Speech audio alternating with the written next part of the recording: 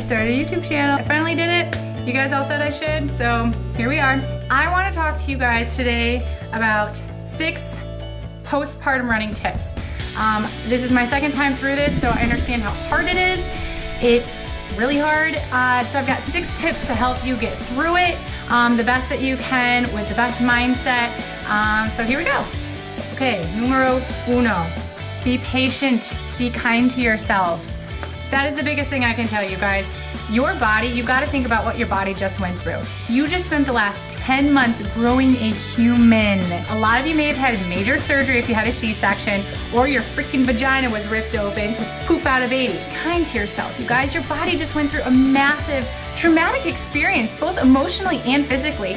So you can't expect to just lace up and go back running out at the same paces and the same distances that you were either while you were pregnant, if you were able to run through your pregnancy, or pre-pregnancy. You've got to give yourself months and months and months to get back to where you were. I know that may be hard to hear because being told, oh, be patient, that can be difficult, I get that, but you really need to be kind to yourself, and you need to give yourself some credit for what your body has gone through. Okay, so be patient and be kind. Number 2, get over the 3 to 4 week hump. So whether you're coming back postpartum or you're just getting into running in general, usually the first 3 to 4 weeks of consistent running is the hardest. Where every run kind of sucks, it doesn't feel good, there's no easy pace. It all really doesn't feel normal, it doesn't feel right, it feels awkward, your breathing is heavy, your legs feel heavy. But I promise you, after about 3 to 4 weeks of consistent running, all of a sudden one day, you're gonna be like, oh my God, that run felt great. Or you just got a few miles in without even looking down at your watch, you didn't even think about it. Or some of the slower paces that used to be harder effort are now feeling so much easier. And that is gonna happen. It's just gonna take some time. And it's really about a 3 to 4 week mark of consistency where I'm telling you one day things are just gonna click. You just have to keep pushing through those first 3 to 4 weeks. Postpartum running is even harder for those first 3 to 4 weeks because your body is readjusting to these added stresses that you were putting it through. You know, running is a stressor that you put your body through. After having a baby, your body is adjusting and recovering still. This kind of piggybacks off of number 1 where you need to be patient, you need to be kind to yourself, but this is a more measurable time frame where give yourself 3 to 4 weeks of consistent running, and I promise you all of a sudden one day it's gonna click and things are gonna start feeling much better. Number 3, don't wear a watch. Pace and numbers is something that drives us runners freaking bonkers. You know, looking down, be like, oh my God, I'm going too slow. Oh my God, this isn't fast enough. Oh my God, blah, blah, blah. Don't wear a watch. If it is something that is going to mentally tear you down, then either don't wear your watch or cover it up. Put a piece of like duct tape on top of your watch so you can still record your run and you can look at your run after and look at the paces and your splits and everything. But this way, during mid-run, you're not being mentally distracted or kind of discouraged or disappointed by the numbers that you see on your watch, because I'm telling you, throw pace out the window, get about pace postpartum running. Don't think about pace, just forget about it. For at least the first 4 months, I'd say, just freaking laugh. Running is such a mental game, we all know this. And if you are being discouraged by the numbers that you see on your watch, then you need to stop looking at your watch. Number 4, some accountability.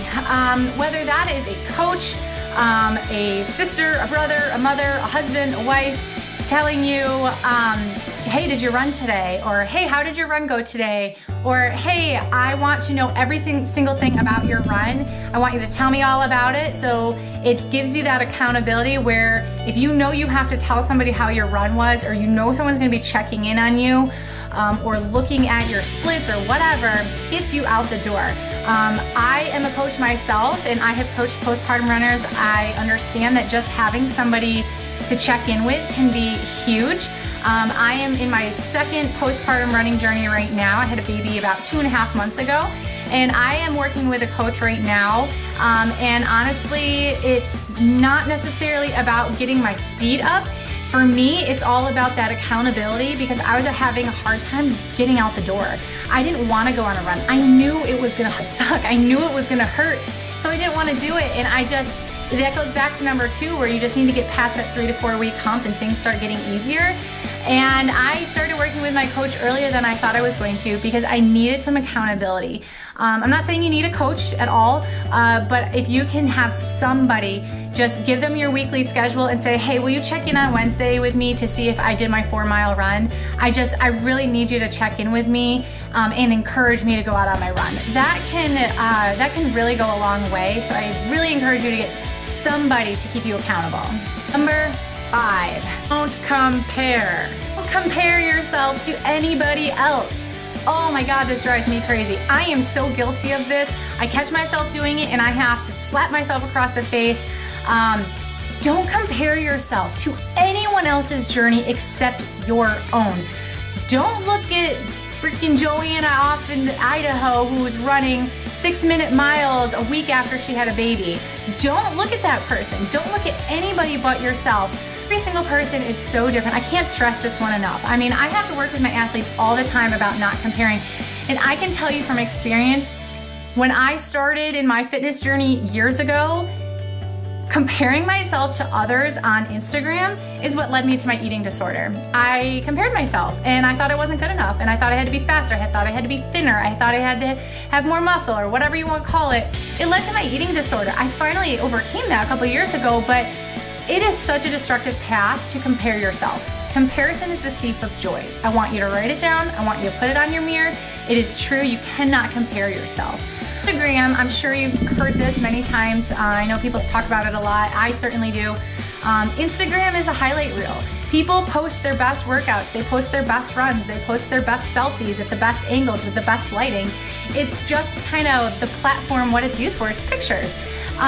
So you can't compare yourself to the person who's out running postpartum a week after they had a baby saying, oh my God, I ran 5 miles today. I felt so amazing. They're lying. Promise you, they are lying.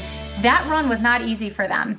If anyone tells you that postpartum running a month after they had a baby is easy, they're lying. I promise you, they're lying. It's not easy. Your freaking body just went through a traumatic experience. You gotta give yourself some grace. You gotta have patience with yourself.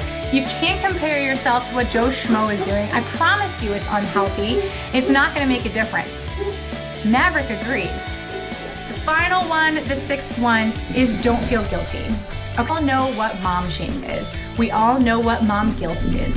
As a mom of 2 and as a runner, I have felt guilty for going out on a run before, especially after my first baby. I had a very hard time leaving him alone to go out on a long run and be gone for an hour and a half while I was trying to train for a race, and I felt guilty for it. And it was very discouraging. And what I had to learn was when I give myself time back for myself to go running or to go get my nails done or to go shopping alone, whatever it is, I'm a better mom and I'm a better wife for it. I have more patience, I am more understanding, I am more loving. All of those things are because I gave myself 2 seconds of the day for myself. Every other second of the day is about my babies, about feeding and loving and caring for them. And that's amazing and it should be that way, but you need to give yourself back some time and you can't feel guilty for it. What helped me get through my long runs is when I was out on a Saturday morning on a long run, I got past the guilt, but what I would tell myself is this is a special time for my husband to bond with the baby, because during the week my husband was working and then every other second when he was home, I was there. And a lot of times it's mommy, mommy, mommy, and the boys run to mommy.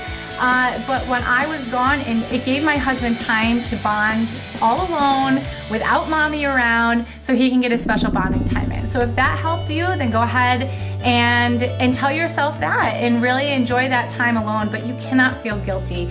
It's not worth it and it's not healthy. You need to give yourself some time back.